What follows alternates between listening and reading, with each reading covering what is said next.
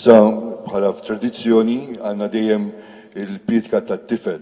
Allum għandna Jake Darmanin li ħajamel din il-pietka iwassalna il-messaġġ fil-lingwa tat-tfal ma' lingwa li ta' tfisser il-milit għalina b'din is-sena tal-ħniena.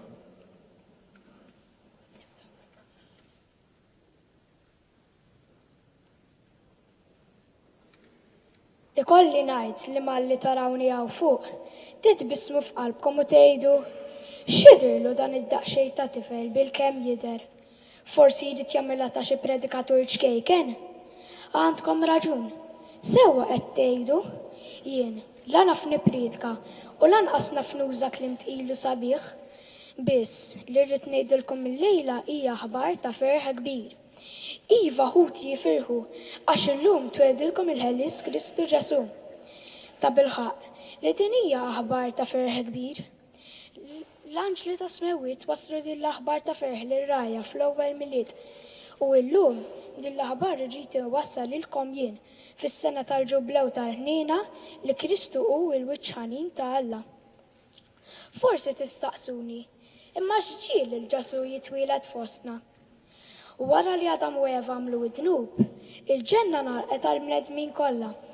Iżda Alla li hu tajjeb u ħanin u jgħid li jibgħatilna feddej biex jeħlisna mill-irbit u d-dlamijiet ta' dnub. Dan il-feddej hu Ġesu, li bent Alla u t-tieni persuna ta' Trinità Qaddisa. Huwa għażel b'ommu l-ġbejba Marija ta' Nażaret. Iva ħbieb tiegħi, ħarsu lejh fil-ġisem dajjef ta' tarbija. Dik it-tarbija hija f'kollox bħalna, imma fl-istess ħin huwa Alla nnifsu li kien minn dejjem. Kif jgħid San Ġwan, il-kelma t'Alla saret bniedem u għammar fostna. Issa li tweldilna s-Salvatur, aħna nistgħu nirbħu l-ħażen ta' dnub. Nistgħu nħarsu b'fiduċja lejn Alla missierna u nistgħu mmorru l-ġenna pajjiżna. Inħabbrilkom aħbar ta' ferħ kbir. Illum f'Betlehem twedilkom il-feddej u dal-fer li ħabbru l-anġli għadu jferraħ il-bnedmin kollha tad-dinja. Ukoll jekk minn fuq din il-ġrajja issa għoddhom għaddew 2000 sena. Ħbieb tiegħi, nistajjel li dik it-tarbija tiddonna tkellimna u tgħidilna araw eżiż bnedmin kemm ħabbejtkom. Għalkemm jien Alla ma rajtix bi kbira li nsir bniedem bħalkom. U dan għadu bissir bidu ta' dak li l-lesti mbagħti għalikom biex insalvakom. U aħna min-naħa tagħna Ġesu bambin nixtiequ l-ewwel nett ngħidulek grazzi kbira. Nitolbuk li ma nifqux sempliċement li ggustawk ċkejken tarbija, iżda li nħarsu lejn it-tagħlim li ħallejtilna biex ngħixu ħenin. Għamel Ġesu li nkunu nies ta' rieda tajba. Lilna tfal ejna biex inġibu ruħna sewwa, biex nobdu l-ġenituri tagħna u biex ma niġġildux bejnietna. Dan hu l-ferħ tal-milied, din l-akbar ġrajja fl-istorja tal-bniedem. Nifirħu nitennew għax tweldilna l-feddej. Viva Ġesu bambin, il-milied ittajjeb il kulħadd.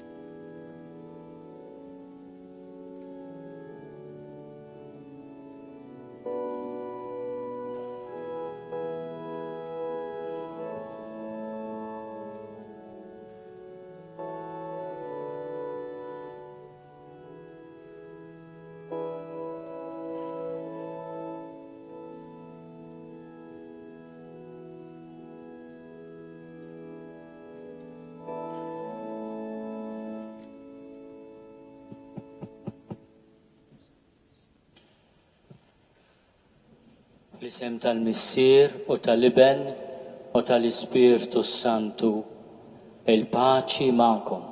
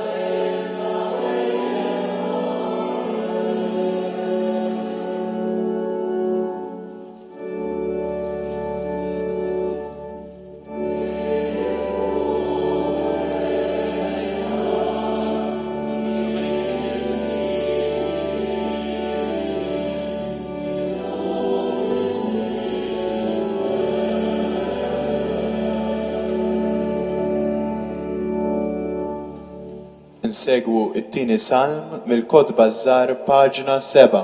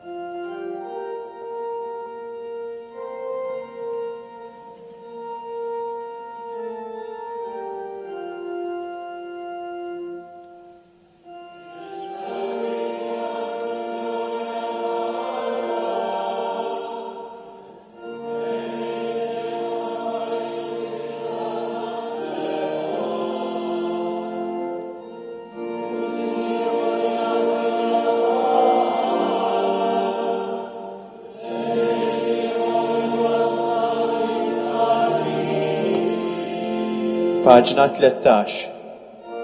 Ma hemmx aħbar u anqas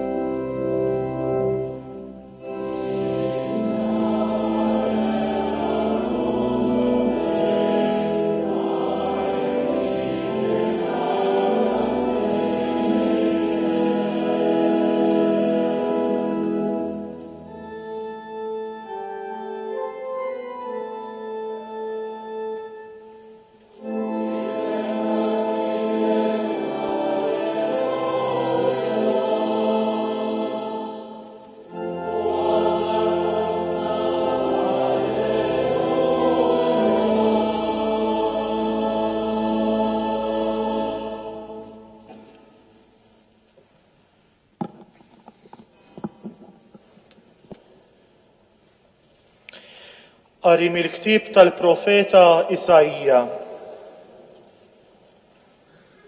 Dan jgħid il-mulej, għad toħroġ fera mit-sok ta' ġesse, għad timbet rimja minn eruqu. Fuqu jistrieħ l-ispirtu tal-mulej, l-ispirtu tal-erf u d-den, l-ispirtu tal-aqal u l-qawwa, l-ispirtu tal-erf u l-biża tal-mulej, u l-għaxqa tiegħu fil-biża tal-mulej. Ma jiġġudikax skont ma jidher fil-għajnejn u ma jagħtix sentenza skont ma jisma'. Iżda jiġġudika l-imsejknin skont il-ġustizzja u jagħti s-sentenza skont is-sewwa lill-fqajrin tal-art. Isawwat l-art bix-xettru ta' fommu u b'nifs xoftejh jolqot lill-ħażin. Il-ħżiem ta' ġembejh tkun il-ġustizzja u l-fedeltà il-ħżiem ta' qaddu. Il-lupu jibda jgħix mal-ħaruf, il-leopard mal-gidi u jiraw flimkien il-oġol u l-ferħ tal-iljun tfajjel żagħżugħ isuqhom. Il-baqra u l-ors jiraw flimkien u l-frieħ tagħhom flimkien jistrieħu. L-iljun bħal gendus jiekol it-tiben. It-tarbija tal-ħalib titlieb fil-ħofra tas-serb u t-tifel miftum idaħħal idu fil-bejta tal-lifa. Ma jagħmlux aktar deni u anqas ħsara fuq il-muntanja qaddisa kollha tiegħi. Għax mimlija il-art bil-arfin tal-mulej bħalma l-baħar u miksib l-mijiet. Imbagħad jiġri f'dak il-jum li l-erq ta' ġesse jieqaf bħala sinjal lill-popli. Lilu jfittxu l-ġnus u l-amara tiegħu tkun imsebħa.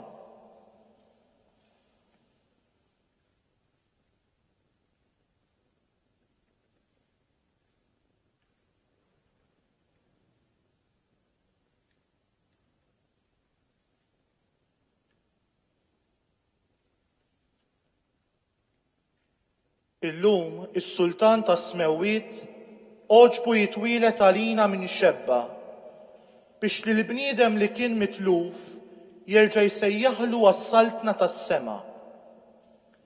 Tifraħ il-qtajja tal-anġli għax feġġet tal-bnedmin is-salvazzjoni ta' dejjem. Glorja l-Alla fil-għola tas-Smewwiet u slim fl-art lill-bnedmin ta' rida tajba flimkien tifraħ il-qtajja tal-anġli għax feġġet tal-bnedmin is-salvazzjoni ta' dejjem.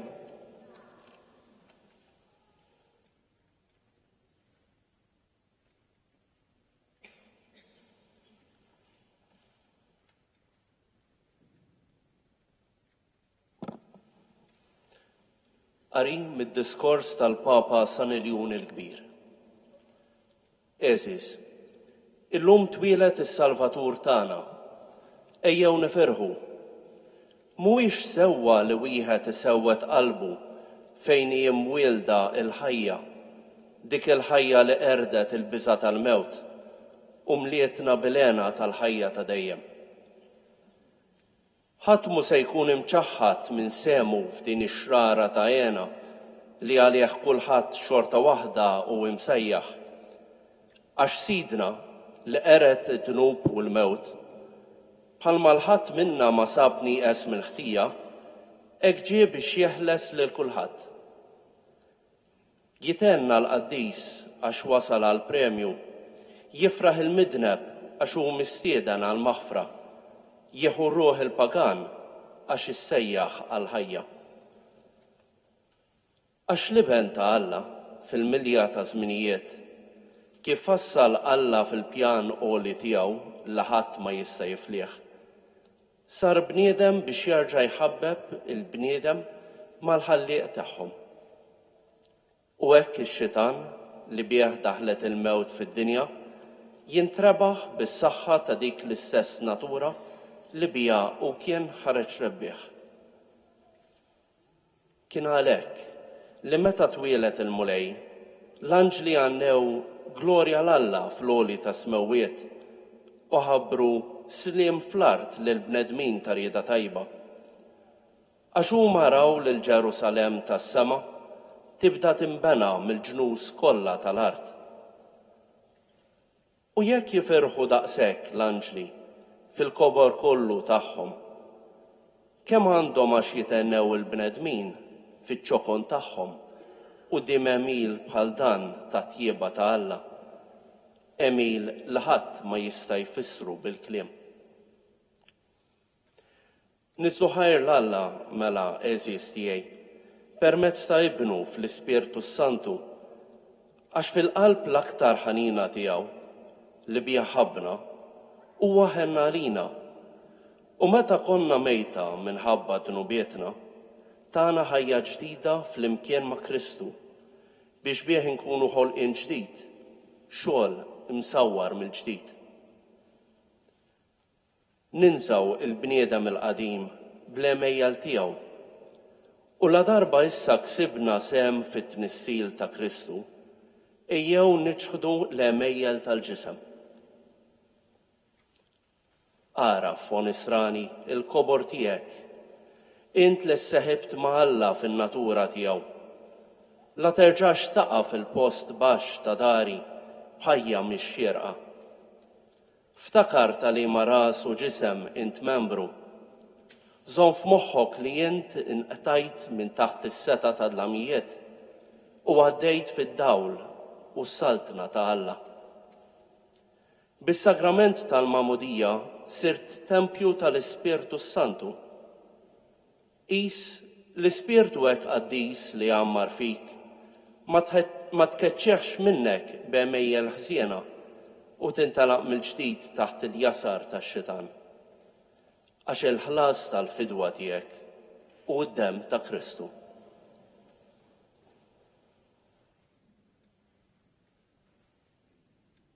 Illum nisel fostna mis-sema is-sliem tas-sew.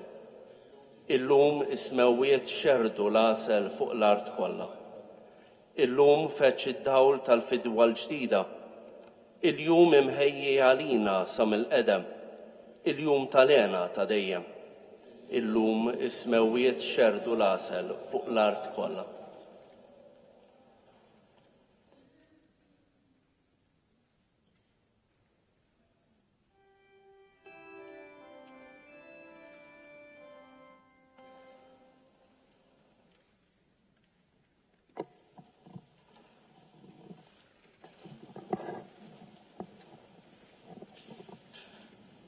Gloria in excelsis Deo.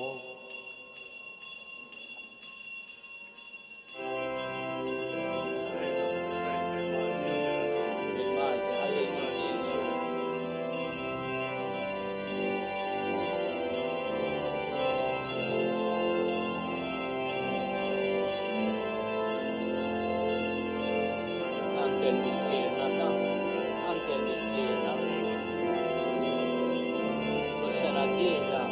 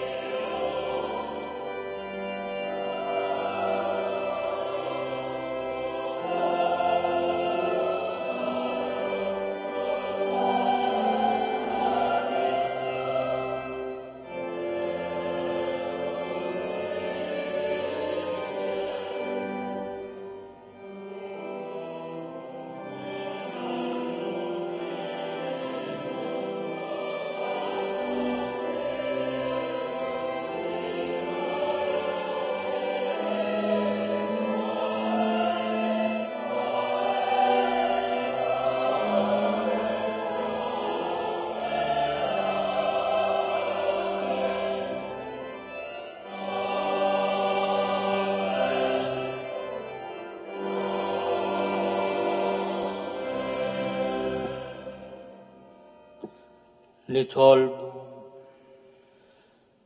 U Alla int dawal dan il-lejl qaddis, bid-dija tad-dawl veru.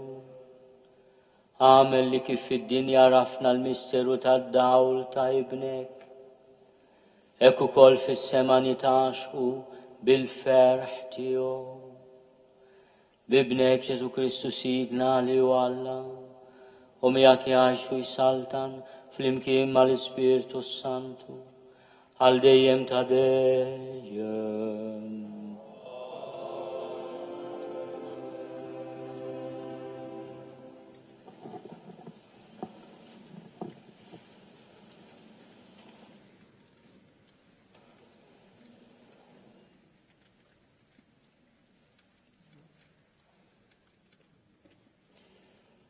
Qari mill-ktieb tal-profeta Iżajija. Il-poplu li kien miexi fid-dlam ra dawl kbir. In-nies li joqogħdu fart id-dlam dawl idda fuqhom. Int kattart il-ġens, kabbart lena, u ma ferħu quddiemek bħalma jifirħu fi żmien il-ħsad, bħalma jifirħu fi qsim il-priża.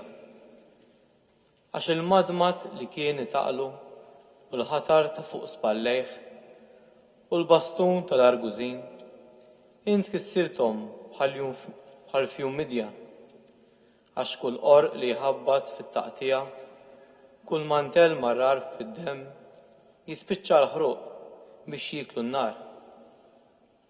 Għax tweldilna tifel, jingħatalna eben, is-seta tkun fuq spallejh u jsemmuh kunsillier tal-għaġeb, Alla Setan, missier għal dejjem, prinċep ta' slim. Kbira tkun setetu u slim laqis fuq it-tron ta' David u s-saltna tiegħu. U jwettaqa u jsaħħaħa bil-ħaq u s-sewwa minn issa u għal dejjem. Il-ħeġġa tal-mulej tal-eżerċiti tagħmel dan. Il-kelma tal-mulej.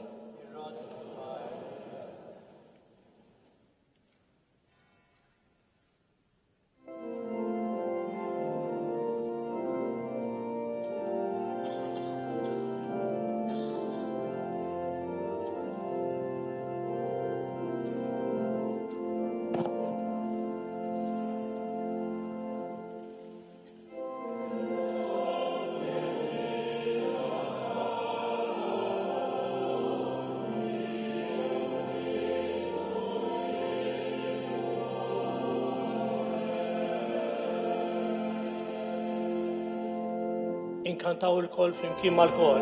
Lud weldinna Salvatur, Leo Cristo il-molej.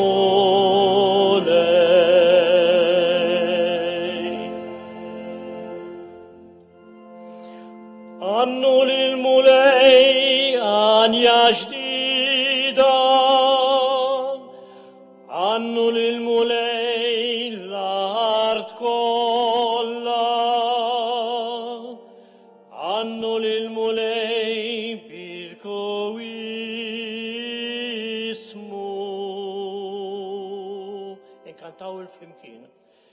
Illud weldinna Salvatur, Dio Cristo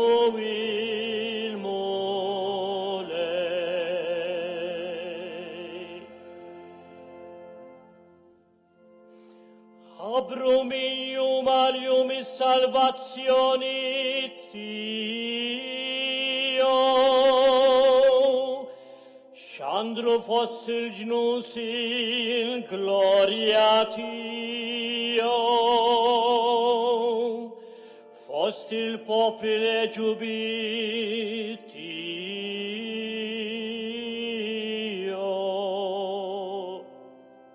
Ekkor flimkien.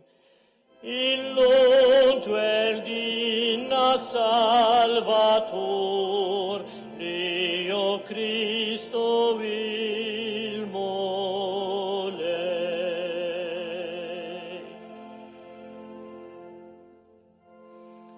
Ħajfirħu smewit u tenna l-art, هتخبط البحر وكل ما فيه هيفرح الربع وكل ما فيه انبات يعيتوا بالفرح السجار كلها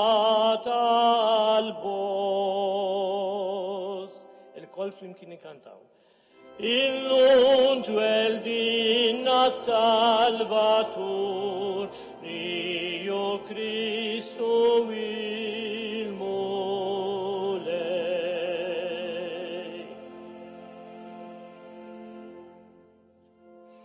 Uddim il mulei, أشجي يعمل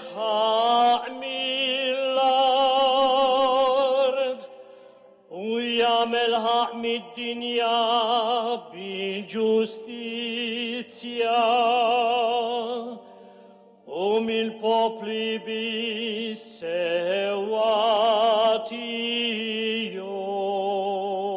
بسواتيو انكانتاو الكل فلمكين Illuntu el dina salvatur, Dio Cristo il mulei.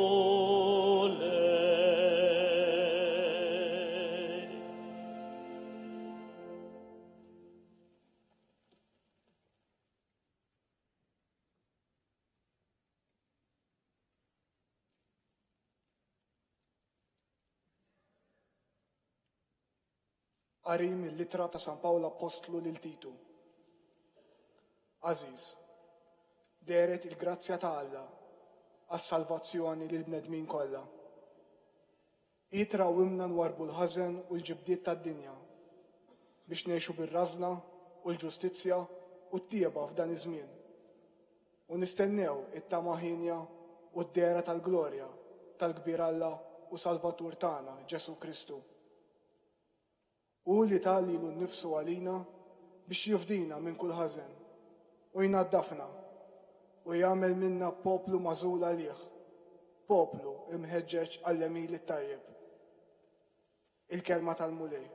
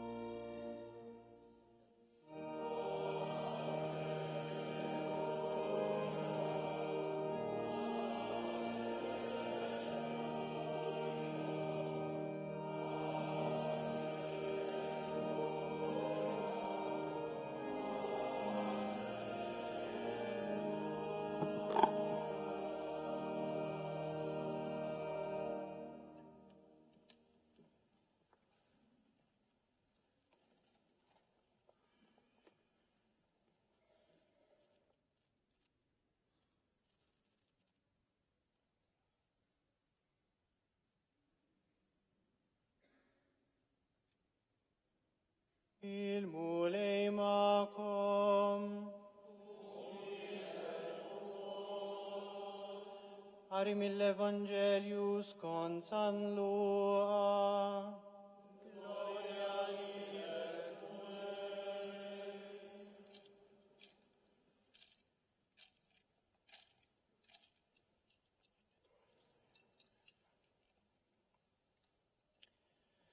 F'dik il-ħabta ċesari Awgustu ħareġ digrid biex isir ċensiment fid-dinja kollha Dan kien l-ewwel ċensiment li sar meta Kirinu kien gvernatur ta' Sirja. U kulħadd mar biex jinkiteb kull wieħed fil-belt tiegħu. Giuseppi wkoll mar mill-Galilija mill-belt ta' Nazaret u tela l-Ludija fil-belt ta' David jisimha Betlem għax hu kien mid-dar u l-familja ta' David biex jinkiteb flimkien ma' Marija l-arusa tiegħu li kienet ilha. Ġara li meta kienu hemm Marija l-ilha żmien biex teħles u wildet l-ewwel iben tagħha fisqitu u medditu f'maxtura għax ma kienx hemm post għalihom fil-lukanda. F'dawk l-inħawi kien hemm xi rajja fir-raba qassa mal-merħla tagħhom bil-lejl u derilhom anġlu tal-mulej. Il-glorja tal-mulej iddit madwarhom u qabadhom biża' kbir. Iżda l-anġlu qalilhom tibżawx għax araw qiegħed inħabbrilkom ferħ kbir, ferħ li se jkun għall-poplu kollu. Illum fil-belt ta' David wildilkom Salvatur li hu l-Messija il-mulej. U bħala sinjali kolkom dan, issibu tarbija mfisqija u mimduda f'maxtura. F'daqqa waħda inaqdu mal-anġlu għad kbir taqtajja tas-sema, ifaħru lill-Alla u jgħidu glorja lill-Alla fil-ola tas-smewiet u slim fl-art lill-bnedmin li joġbu lilu. Il-kelma tal-mulej.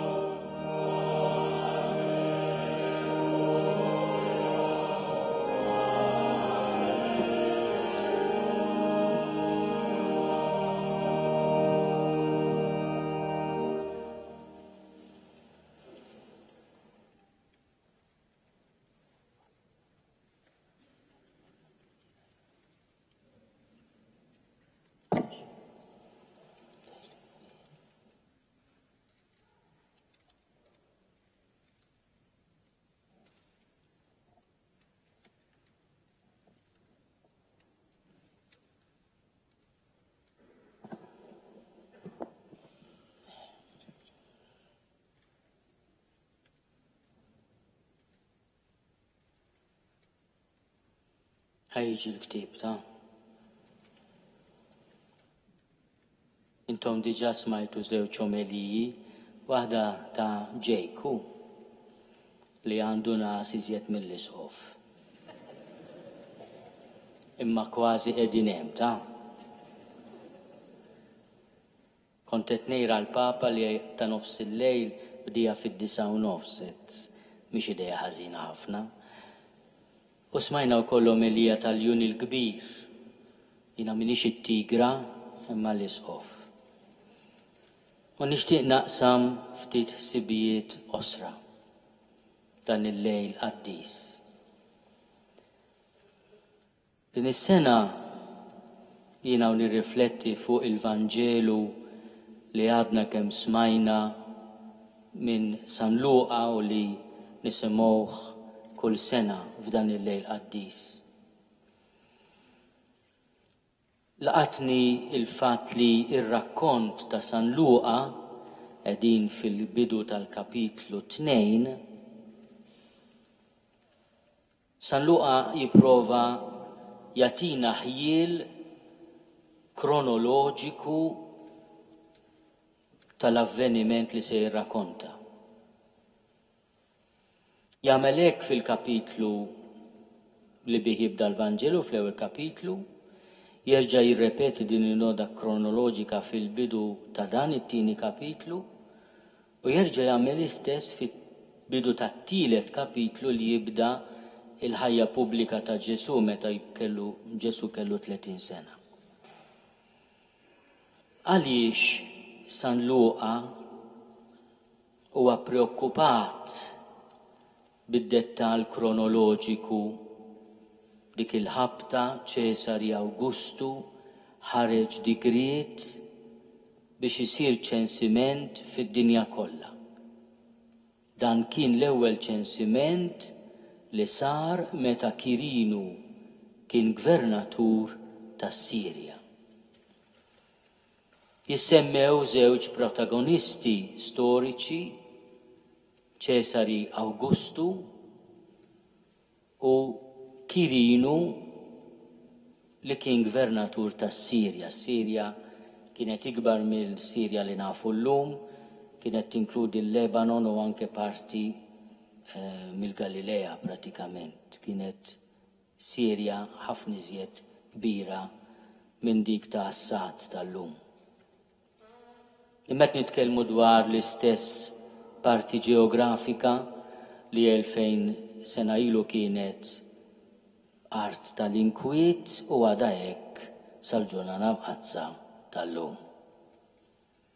Ma ċaqalqitx dil-art għada kif kienet. Hemm żewġ motivi l-ewwel nett Luqa jinsisti li dak li aħna qegħdin niċċelebraw il-lejla mhix ħrafa. Imma avveniment li sar fl-istorja. Din it-tarbija twildet mhix frott l-immaġinazzjoni. Mhix la Father Christmas u laqas Mary Christmas. Huwa Ġesu ta' Nazaret li twieled Betlem. U dan l-avveniment sar taħt l-ubbidjenza tal-imperatur u tal-gvernatur, imma din hija ubbidjenza ta' din id-dinja. L-imperatur u jiddigreta ċensiment rid juri il-qawwa tiegħu, il-fatt li kien imperatur. Awgustu li kellu biex ngħidu hekk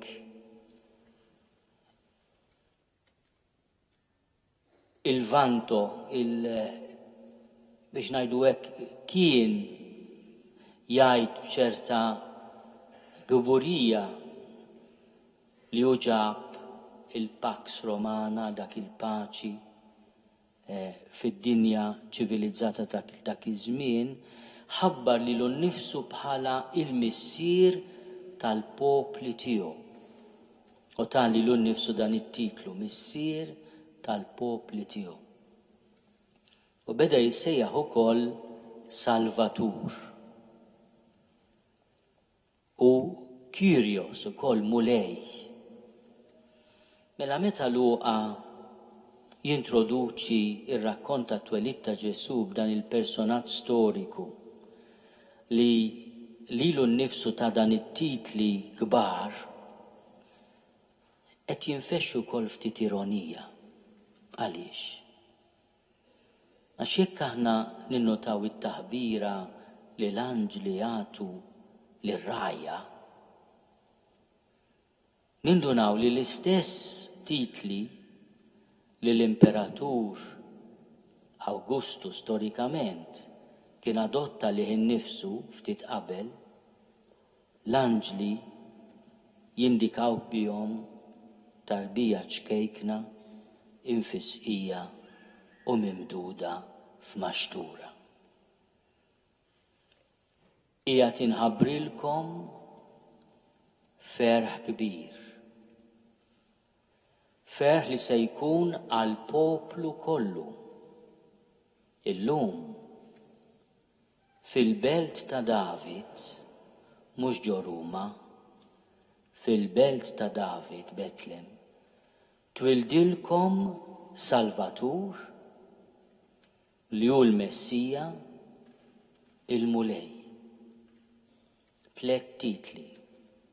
Salvatur, titlu li kienħa għalih innifsu anke l-Imperatur, kienu jgħidulu Soter, Salvatur. Mulej, Kyrios, kien ukoll titlu imperjali. U Messija. Messija huwa l-midluk tal-Mulej. Dan huwa titlu li huwa iżjed għal-poplu Ludi, mhux għar-Rumani. Il-poplu Ludi kien imwiet il-Messija, il-midluk tal-Mulej, il-Kristu. Imma s-sinjal li jagħtu l-anġli juru l-ironija tat-titli ta' Awgustu Ċesari u r-realtà li qegħdin niċċelebraw illum. Bħala sinjal li twildilkom Salvatur, Messija u Mulej, issibu tarbija, infisqija u mimduda f'maxtura. Mhux f'xi kod sabiħ, imma f'maxtura. Ir-reċipjent minnu jieklu l-alf tagħhom l-annimali. Ommu Marija, meta wildet dan l-ewwel iben tagħha fisqietu u medditu f'maxtura, għax ma kienx hemm post tal-jom fil-lukanda.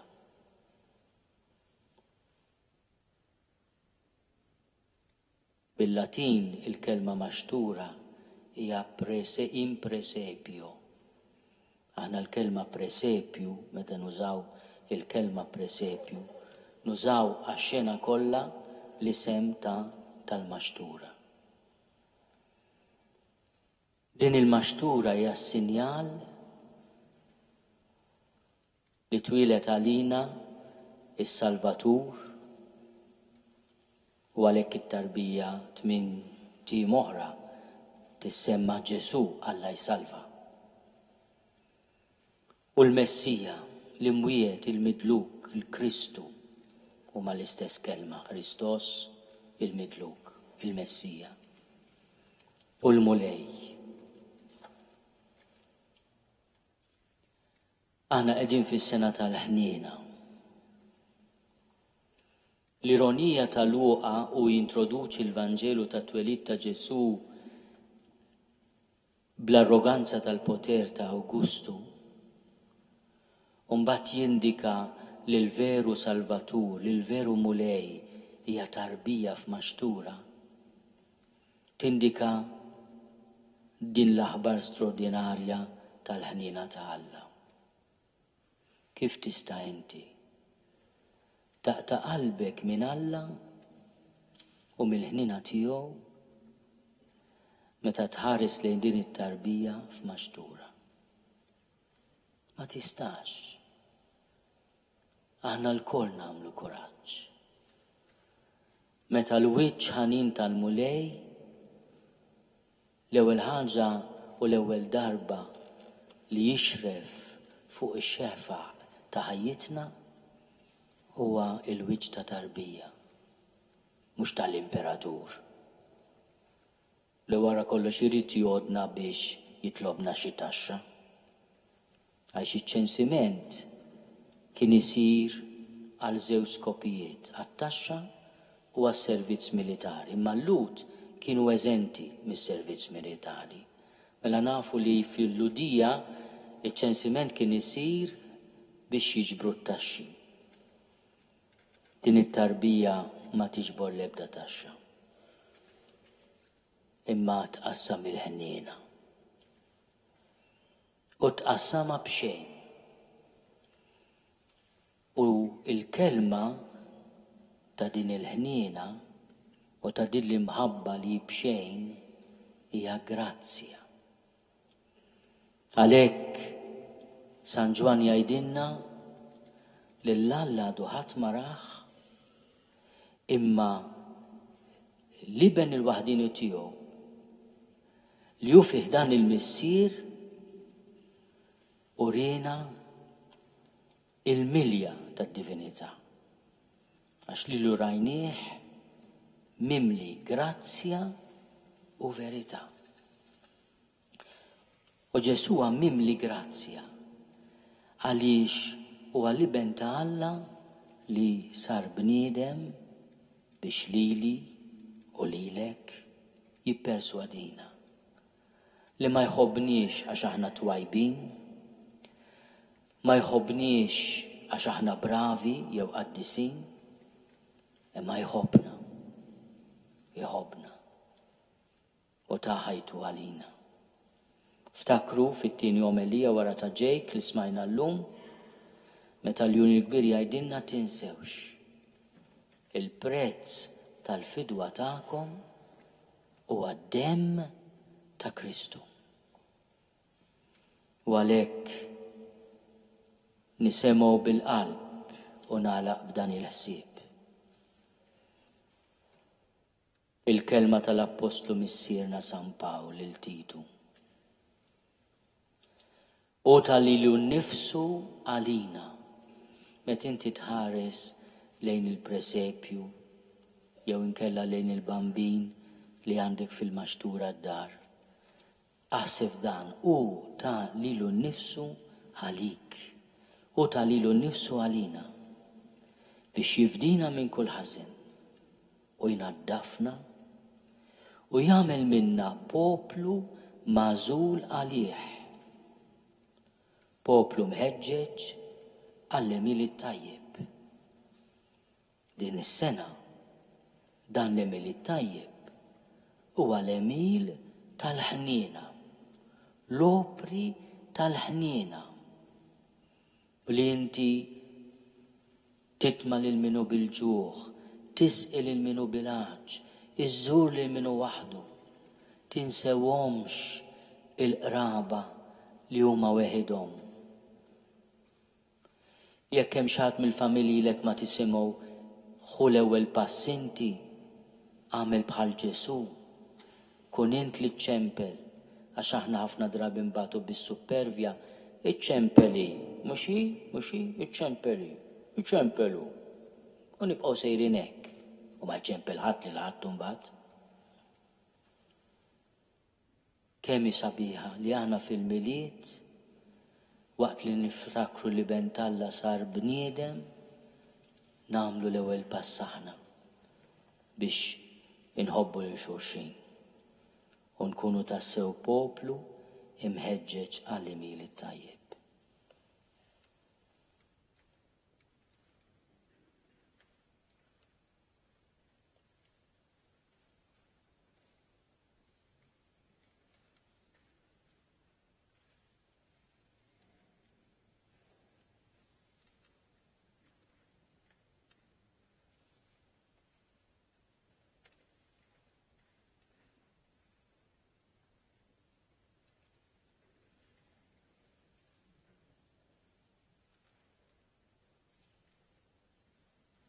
Fakkarkom biss li llum niżlu għal-kubtejna meta niftakru li Ġesu sar bniedem għalina u nagħmlu mument ta' adorazzjoni fi skiet. Jiena nemmen f'Alla wieħed il-missier li jista' kollox li ħalaq is-sema u l-art, dak kollu li jidher u dak li ma jidhirx. U f'mulej wieħed Ġesu Kristu iben waħdini ta' Alla, imnissel minn missier qabel kull żmien. Alla minn Alla, dawl minn dawl, Alla veru minn Alla veru. Imnissel mhux magħmul, natura waħda mal-missier u bih sar kollox. Niżel mismewit għalina l-bnedmin u għal-fidwa tagħna u ħal-ġisem bis-seta tal-Ispirtu Santu minn Marja Verġni u sar bniedem.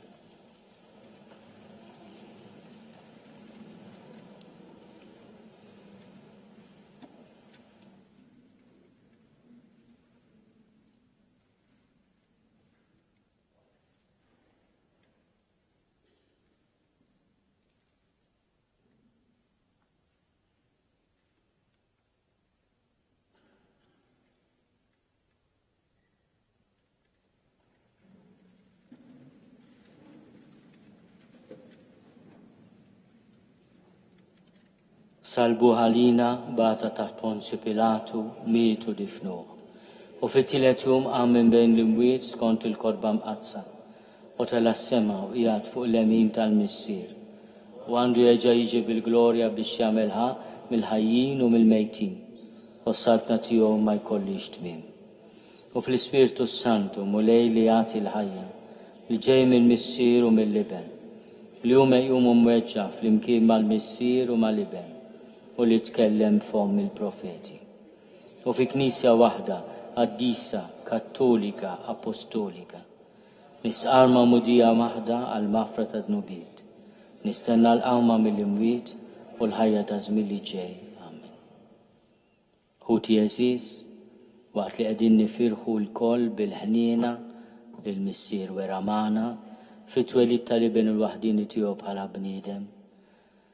Nitolbuh bil-ħeġġa kollha ta' qalbna biex jeħlisna mill-jasar ta' dnub u mill-mewt ta' dejjem. Għal-Knisja biex tissaħħaħ dejjem iktar fir-rabta ma' ibnek Ġesu u tkun sinjal qawwi tal-ħajja tiegħu fi żmienna. Nitolbu.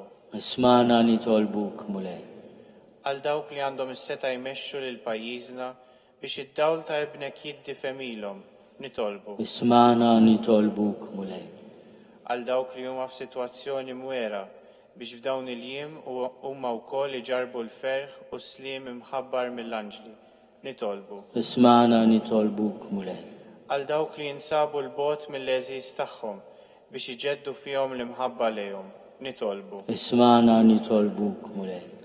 Għat-tfal kollha biex isibu min jedukom, jiffurmhom u jagħtihom kull ma hu tassew meħtieġ minnhom. Nitolbu. Ismana nitolbuk mulej. Għalina l-koll biex fil-waqt li nilqgħu brat ta' ħajr il-ħnina ta' Alla murjalilna fit-twelid tal-iben il-waħdini tiegħu, nuru l-istess ħnina mal-bnedmin kollha li niltaqgħu magħhom. Nitolbu. Ismana nitolbuk mulej.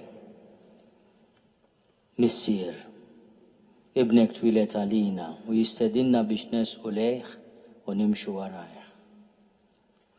Għatina li bil-ferħ nilqgħu l-istedina li qed jagħmlilna f'dawn il-jiem u ngħixuha sakemm niltaqgħu miegħek wiċċ imwiċċ fil-ferħ ta' dejjem bi Kristu Sidna.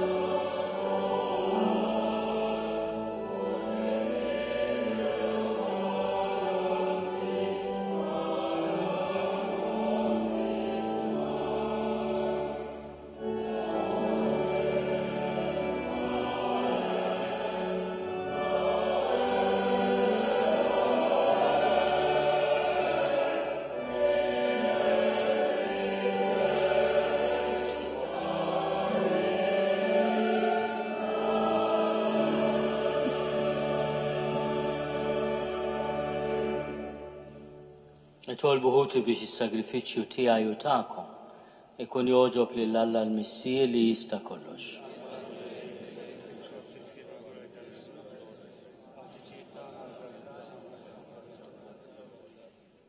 Tkun toġbok mulej l-offerta li qegħdin nagħmlulek fil-festa tal-lum biex din il-qima qaddisa tagħna u bil-grazzja tiegħek naslu għal glorja ta' Kristu li fih tinsab miegħek in-natura tagħna l-bnedmin bi Kristu Sidna.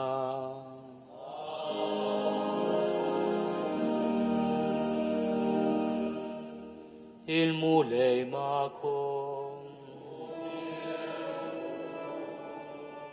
Nerfgħu qlubna l-fuq. Nisuħal il-mulej Alla tagħna.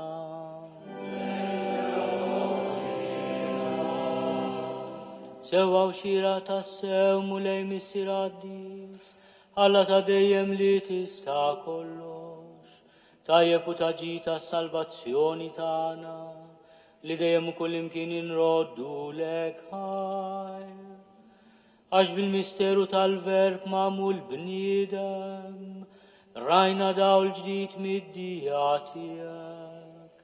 Hekk li aħna u narfu lil Alla f'sura li naraw, biex ninġibdu biex inħobbu dak li issa ma narawx.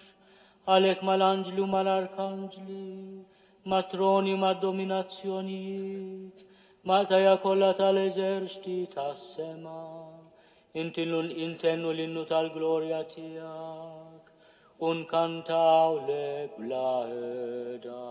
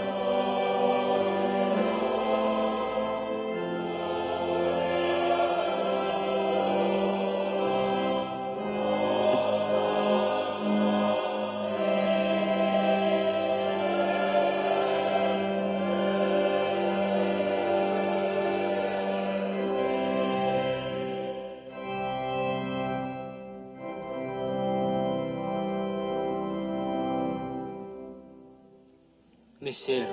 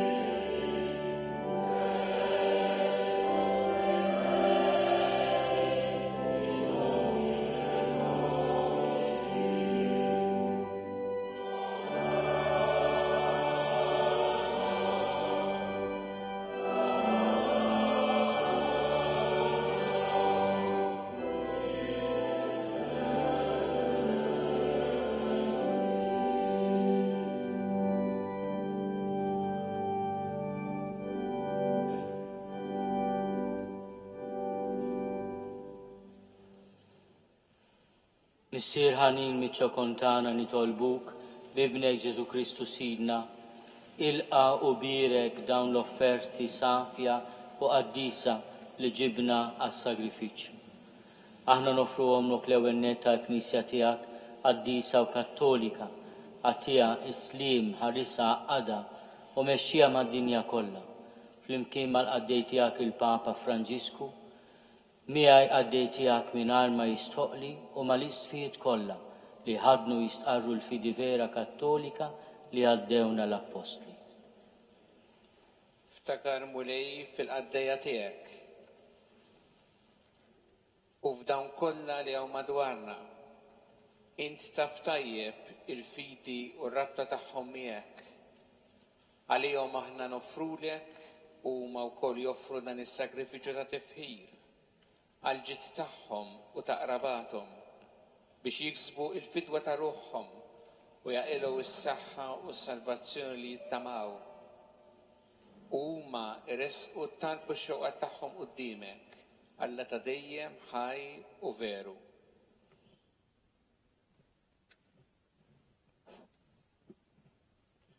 Imsebħin mal-Knisja kollha b'xirka waħda ta' mħabba waqt li niċċelebraw il-lejl li fih il-Verġi Mqadsa Marija bla ma tifsed ġbubita tat id-dinja l-feddej, inġeddu bil-qima it-tifkira tal-istess glorjuża dejjem Verġi Marija, Om l-istess Alla u Stidna Ġesu Kristu, tal-arus tagħha San Ġusepp, tal-Apostlu Martri tiegħek Pietru, Pawlu, Andrea, Ġakbu, Ġwanni, Tomas, Ġakbu, Filippu, Bartilmew, Mattew, Xmun u Taddew, Linu, Kletu, Klement, Sistu, Corneliu, Ciprianu, Lawrence, Crisosmu, Ġwanni, Pawlu, Kozma u Damjan.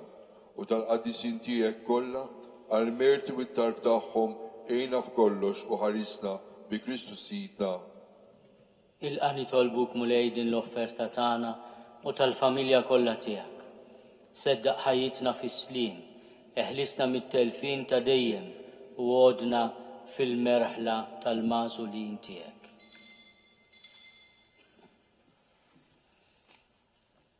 Birek u Alla nitolbuk din l-offerta, għamel li tkun kollha kemm tiegħek, wettaqa għaddisa il-qaħħa biex isir għalina l-ġisem u d-dem ta' ibnek il-għażiż Sidna Ġesu Kristu. U hawn il-lejl qabel ma bata, ħal ħobs li dejn qaddisa u mbirka tiegħu, refajneh lejk is-sema, lejn Alla missieru li tista' kollox, radlek il-ħajr, birek, qasam, tali disċipli tiegħu u qal, ħudu u kulu l-koll minn dan, għax dan huwa ġismi li jingħata għalikom.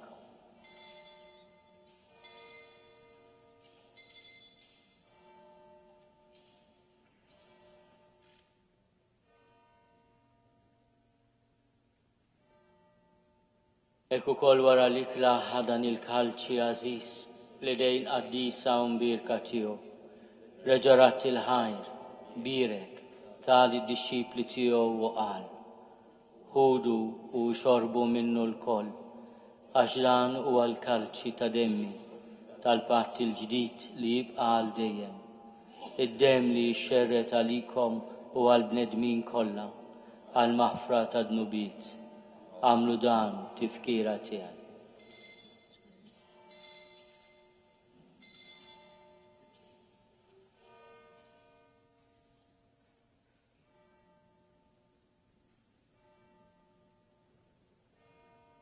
Dan hu l-misteru tal-fidi.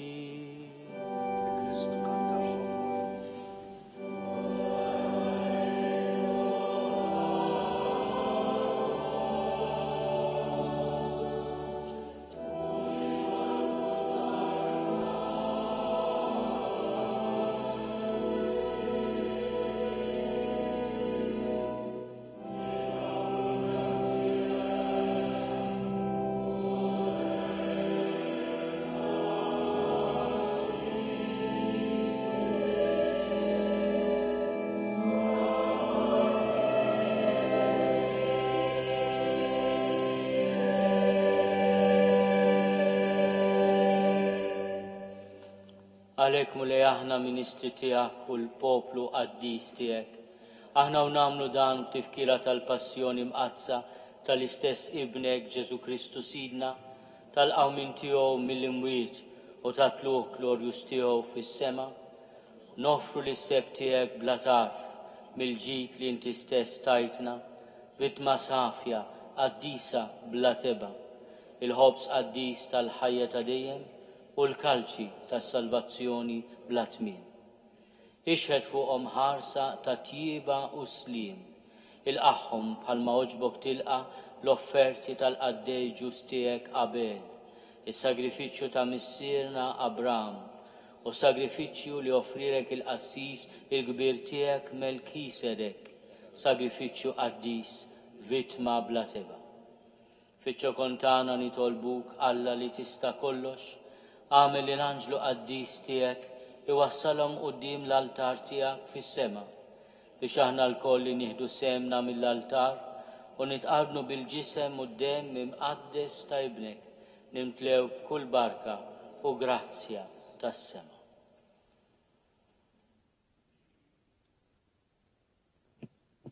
Ftakar ukoll bulej fil-qaddejja tiegħek li telqu qabilna bis-sinjal tal-fidi li ħadu fil-Mamudija u qegħdin jistieħu fir-raqda taslim. Ħenna li jom mulej u għati li l-om lil dawk kollha li jistieħu fi Kristu il-għena id-dawl u slim.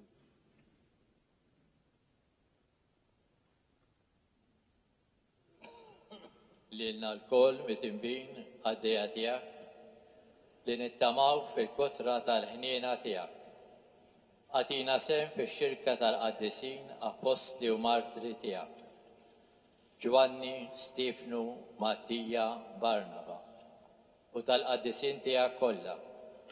Daħħalna fil-wirt maħħom, mux għal-merti tana, iżda l-ħniena u l-maħfra tijak bi Kristu sidna.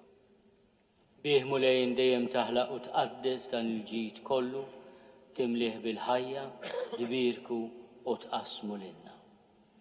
Bi Kristu ma' Kristu fi Kristu, jingħata lilek Alla missier li tista' kollox, flimkien ma' l-Ispirtu Santu, kull ġieħu glorja għal dejjem ta' dejjem.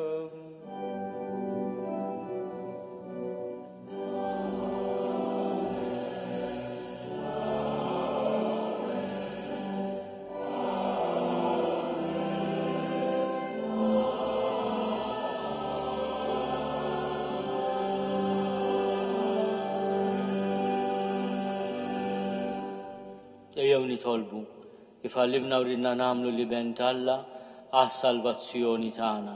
Missierna li inti fis-smowiet jitqaddes ismek tiġi saltnatek, ikun li trid int kif is-sema hekk fl-art. Ħobżna ta' kuljum agħtina llum, aħfrinna dnubietna bħalma naħfru l-minu ħati għalina. La ddaħħalniex fit-tiġrid, iżda eħlisna mid-deni. Eħlisna nitolbuk mulej minn kull deni. Għatina fi tiebu ħnina tijak il-paċi fi żmienna, biex inkunu ħielsa dejjem midnub u mħarsa minn kull inkwiet. Aħna u nistennew u nittamaw ilena u l-miġja tas-Salvatur tagħna Ġesu Kristu. Mulej Ġesu Kristu li għat lill-apostli tijak, inħallilkom is-slim, natikom is-slim tijaj, la tħares lejn dnubietna, iżda ħares lejn il-fidi tal-Knisja tiegħek. Għati jaslimu l-għaqda li int trid fiha, int li tgħixu s-saltan għal dejjem ta' dejjem. Il-paċi tal-mulej tkun dejjem magħkom. Għatu l-paċi lil xulxin.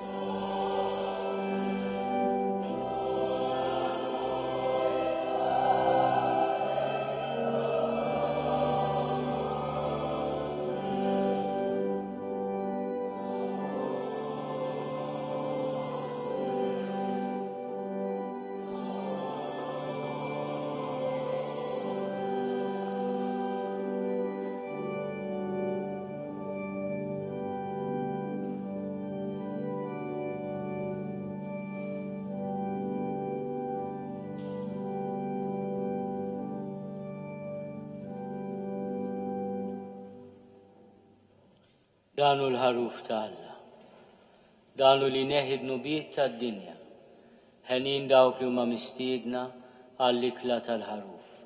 Mulej ma jisqolix li tidħol taħt is-saqaf tiegħi iżda biss kelma waħda u ruħi tkun ifejha. Għat-qarbin se jkun hawn l-Arċisqof u saċerdoti oħor miegħu fin-nofs, il-Vigarju Ġenerali se jqarbin is-seminaristi u l-kor, żewġ saċerdoti fil-ġnub u żewġ saċerdoti fl-aħħar żewġ artali tal-ġnub.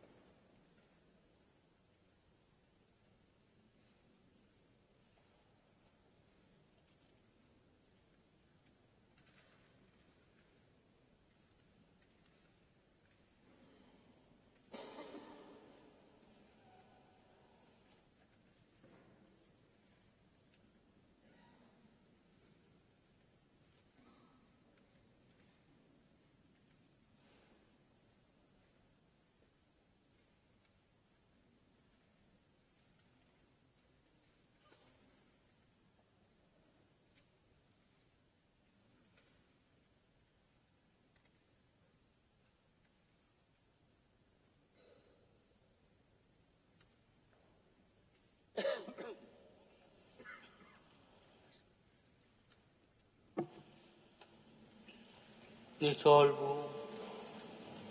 Għatina nitolbuk muli Alla tagħna li aħna li nġbarna ferħana biex niċċelebraw it-twelid tal-feddej tagħna ikun jisoqilna nissieħbu miegħu permezz ta' ħajja tajba bi Kristu Sidna.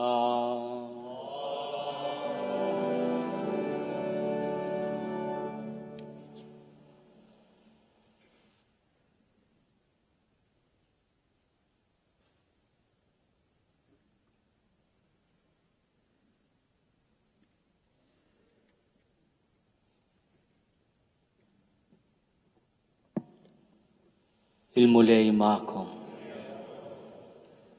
Alla tjiba bla tarf li bl-inkarnazzjoni ta' ibnu keċċa dlamijiet ta' dinja u bitwelid glorjus tiegħu dawwal dan il-lejl qaddis ikeċċi minkom id-dlamijiet tal-ħażen u jimla qlubkom bid-dawl tal-qdusija.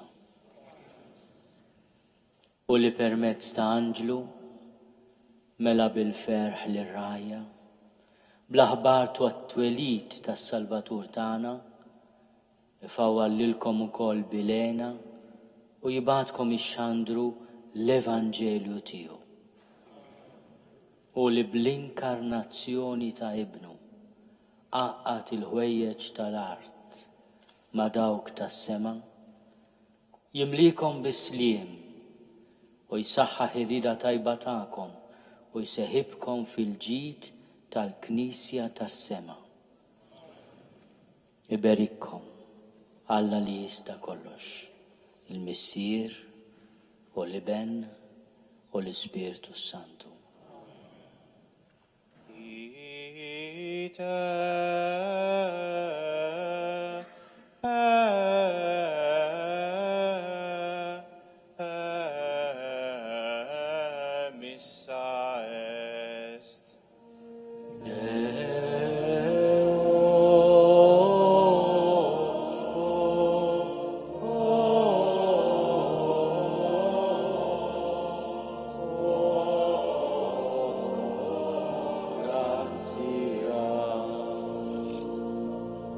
Il-miliet it-tajjeb lil kulħadd.